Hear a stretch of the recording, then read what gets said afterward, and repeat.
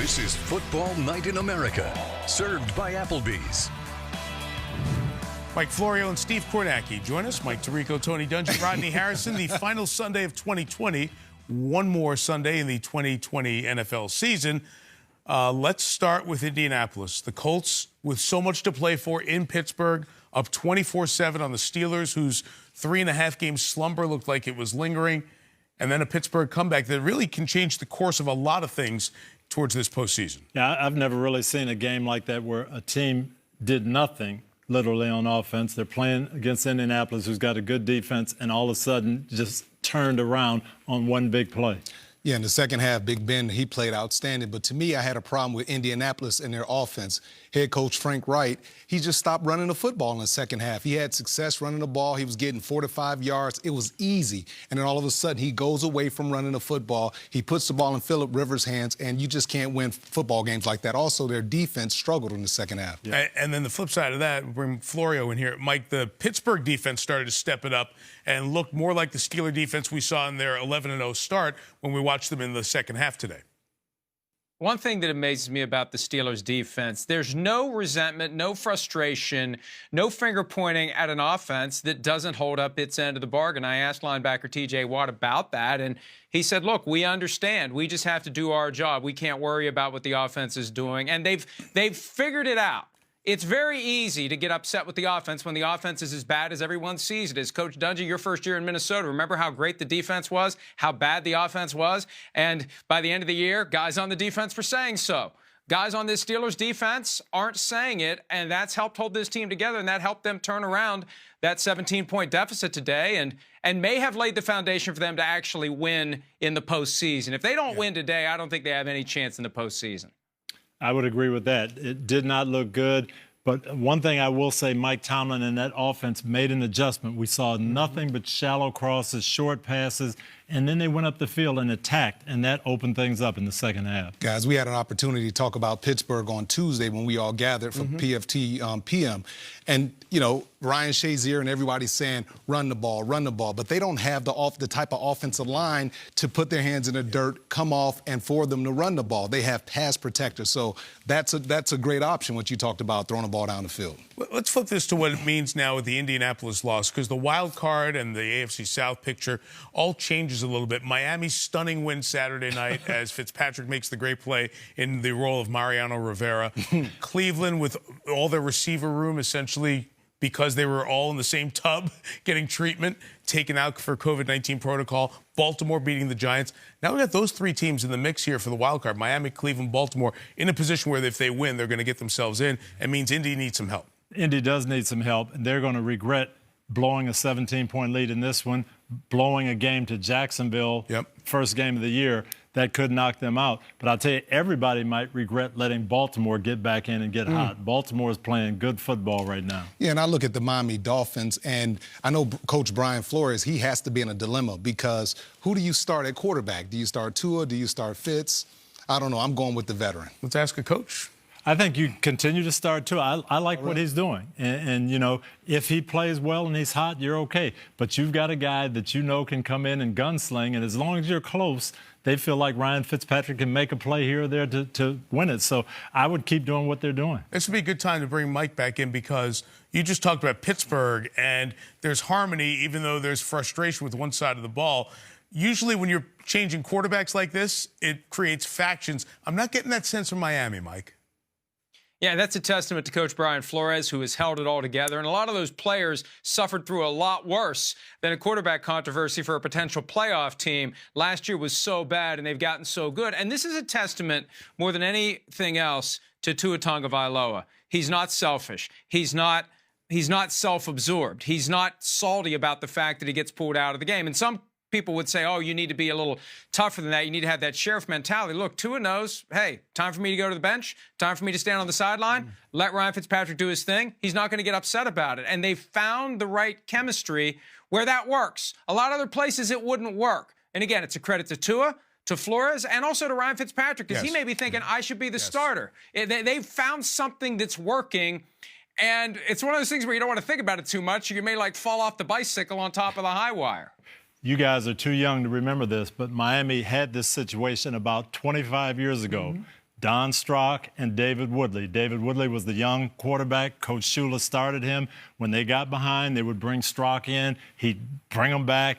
Woodley would be back in there the next week. Everybody accepted. That's the way we're going to play. If we're a running game, Woodley will be in. If we need to throw, we'll bring Strock in. And it was the way they did it, and they're doing the same thing this Coach, year. and something like that works when you have the right coach that the players respect. Yes. But it also works when you have the right quarterback, the right person, and that's what Brian Flores has done. He's brought in the right people in that locker room, and that's why they're And we saw the interview with Ryan Fitzpatrick afterwards, and they tried to bait him into, well, do you think, he said, I trust Coach Flores. Whatever he decides, that's the way we're rolling, and we're going to win. And when you have unselfish players like that, you love that as a coach. Is Ryan Fitzpatrick older than Brian Flores? It's not too far away.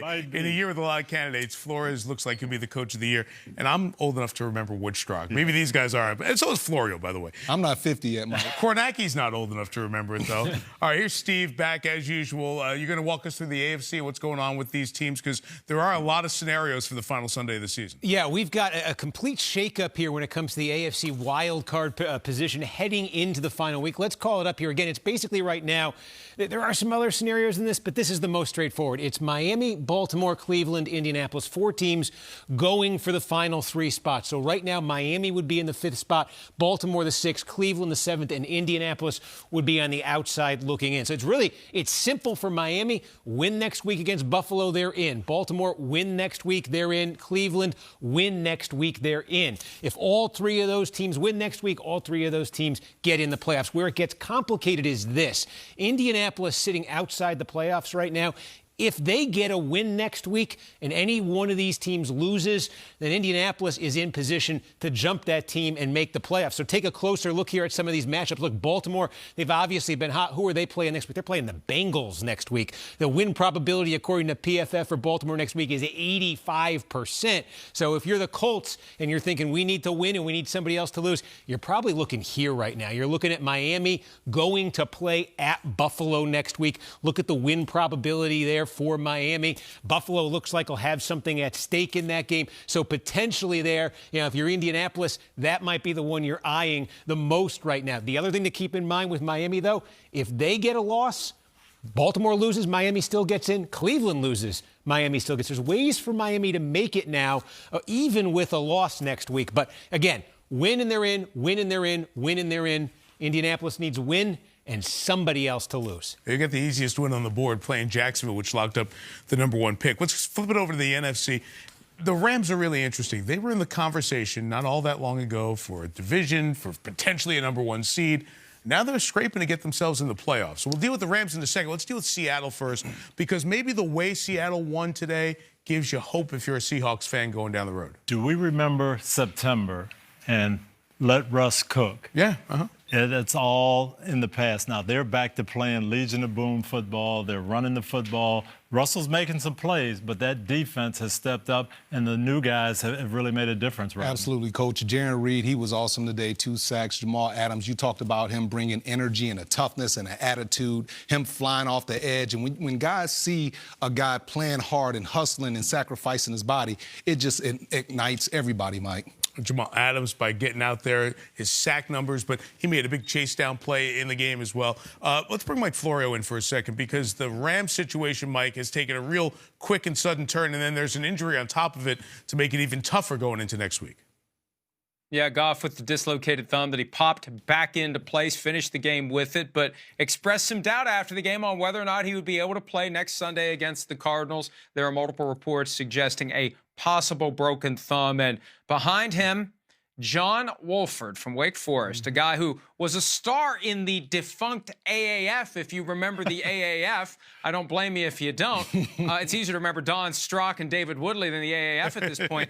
But look, they're going to have trouble. And, I was thinking about this earlier tonight. Look at what the Buccaneers and the Titans did with Jameis Winston and Marcus Mariota. 2015, #1, #2, no contract extensions. They did their 5 years, and the team said, that's it. And look at what happened the next year with Jared Goff and Carson Wentz. They pay those guys gigantic contracts 3 years in.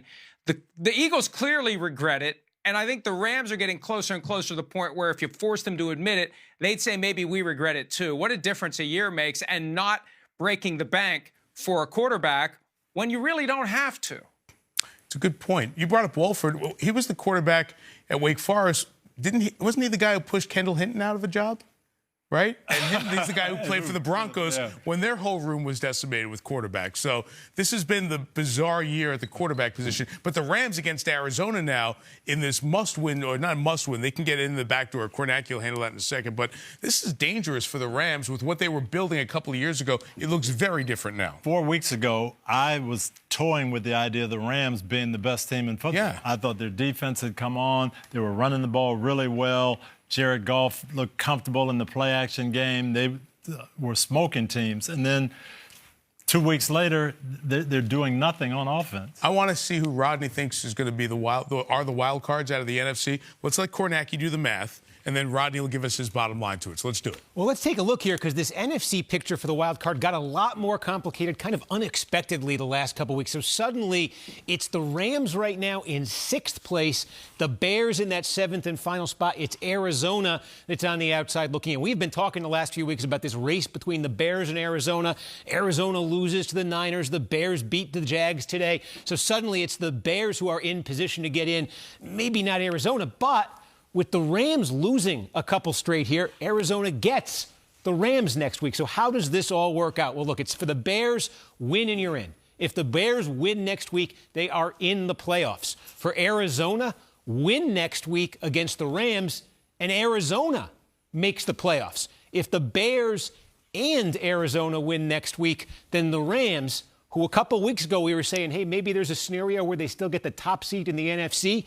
If the Bears win and the Rams lose to Arizona next week, the Rams fall all the way out of the playoffs. There is still a scenario where the Rams miss the playoffs. And even though Arizona got jumped by the Bears this weekend, Arizona is still win and you're in next week against the Rams. One question, Steve. Do we know if the Bears and Arizona lose and they both finish 8-8, who goes? Yeah, the Bears now have the tiebreaker over Arizona. So in that scenario, Arizona must win next week. Any loss, they're done. Hey, Kornacki.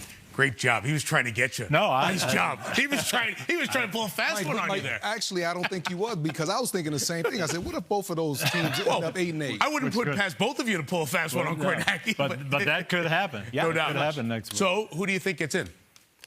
Mike, I don't know. I really don't know. And that's just the truth. The Bears thing is weird because the Packers are going to need it for the #1 seed, right? So they're not going to lay down. They're not going to be resting guys. Chicago has played really well on offense, guys, but not against great defenses. Right. So I don't know how much. But I wouldn't label Arizona a great defense. A solid defense and consistent offensively, but But can the Rams beat Arizona with a quarterback who's never played down? If they have a problem. That's exactly right. One other point in all of this. This is for the 6 and the 7 seed. You know who the 5 seed is, Mike? Tampa Bay. Tampa Bay wins. They're the 5. Who's the 5 play? The NFC East champ. I mean, Tampa Bay could be in a terrific position here to get the easiest, quote-unquote, matchup in the playoffs. And think about this. In the AFC, there is going to be a 10-win team that doesn't make it, even in a year for the first time ever with 7 spots. There could be an 11-win team that doesn't make it, depending upon how it plays out next week. In the NFC, you're going to have a sub-500 team hosting a playoff game, and you could have, as you guys were discussing, an 8-8 team make it as the 7th seed. It shows you the AFC's got the better teams this year. Boy, and that flipped fast. Remember a couple of years ago, it was like the NFC is on this dominant run. Who in the AFC could ever contain? Different story now, other than the Patriots, obviously. If you're Tampa, would you want to play the Cowboys if they won? I probably wouldn't, not after how Andy Dalton played with those weapons.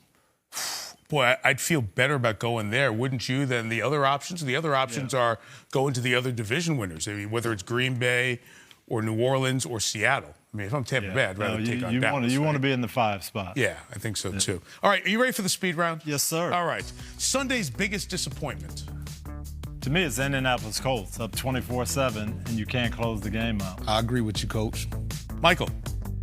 Yeah, I'm trying to think of another disappointment. Well, let me say the Rams. I thought the Rams were going to turn it around. After losing last week to the Jets, I thought they would continue their mastery of the Seahawks. Not having Cam Akers hurt them, though, and so I'm disappointed the Rams didn't get it on the right track. I'm going to go with Cleveland. We understand why, and there were certainly circumstances, not just their whole receiver room being out, but 2 starting linebackers as well. But, yeah, you're playing the Jets, a 1-win team now, a 2-win team with everything to play for, and it doesn't work out. Best word to describe the only team that has their seed locked in, the Kansas City Chiefs, the one in the AFC. I would say complacent right now. I'm seeing mistakes that they don't normally make. I'm seeing Patrick Mahomes take chances that he doesn't normally take. Their defense is playing better, but they're going to have to snap out of this. I have to disagree with you, Coach. When I watch them play, I don't see complacency. I see a team that plays hard on both sides as well as special teams, but I do see a team at times pressing, trying to do too much at times. So give me a word to describe them right now. Kansas City. They've been consistent. It's not like they've been blowing people out, but they've been consistent. Mike? I don't know if this is one word or two, but future champion. Look, I would take them over the field right now. I would continue to take them over the field. They do get complacent against teams that don't get their full focus and attention. We've seen that time and again. We were talking about it earlier today in the screening room, the idea that they've had letdowns against teams that they should have easily beaten. But then when it's time to lock in on a great team, what do? They show up and they handle them. And that's what they're going to be facing in the postseason week after week after week. They know what happened last year, fell behind double digits in every postseason game. They're going to try to avoid that this year. I think they're more dangerous this year than they were last year. Guys, do you understand like how difficult it is to repeat? Like every single week, I don't care who you're playing against, you're getting somebody's very best every single week. So it's very difficult. It's not like I don't think they're out there taking people for granted. I just think that other teams have really raised the level of their game. Well, I'm saying complacent because I see it in the games. They get up 24-3 on Tampa, and then all of a sudden it's a close game. And when they need to drive at the end, they execute. They get up 20 points on Miami, and then they need a drive. So your image with Kansas City, as well as Mike Florio's, is when they play a less-than team, they should just blow them out the water. Well, they do, but then they let them back in the game. When they play their best on that last drive, when they need it, you see execution, but there'll be 20-minute periods where they're but it is 31 other teams, and we have to give those other teams credit because they're 14-1. No they're question. 14-1. No question. Ready. Kansas City's ready. Okay. They're ready for the postseason to get started. I don't know if they win it all, but they are ready. They're going to win it all. Oh, they're going to win it all? I think so. So let's go home. Hey, enjoy vacation. Have a good summer. You just said it's tough to repeat. It is, but I believe in Kansas City. I'm with Florio. Last one. Florio, I'll start with you. Fitzmagic face mask pass was blank. Incredible. Unbelievable. It's one of those things you have to watch 50 times to fully appreciate it. How did he get rid of that football when his head was being jerked in the opposite direction? And, we were blessed with 2 incredible games 12 days apart between Browns-Ravens and that Dolphins-Raiders game. Just, you want to put that in a bottle and carry it around and take a whiff of it every once in a while. Yeah, I'm going to say impossible. I've never seen anything like that before and get a completion. I would just say lucky. It was just lucky. Yeah. Sometimes you need a couple breaks. It was. Magic. I'll take it from the Raiders side. Our friend Brent Musburger calls the Raiders games on radio. When the Raiders score, he says, "Jackpot, baby." You know what that was? Snake eyes. Snake eyes. That's it. Happy New Year. Have a safe New Year's, everybody. Enjoy. Kornacki will be breaking down how the ball drops second by second on some network somewhere. Happy New Year, everyone.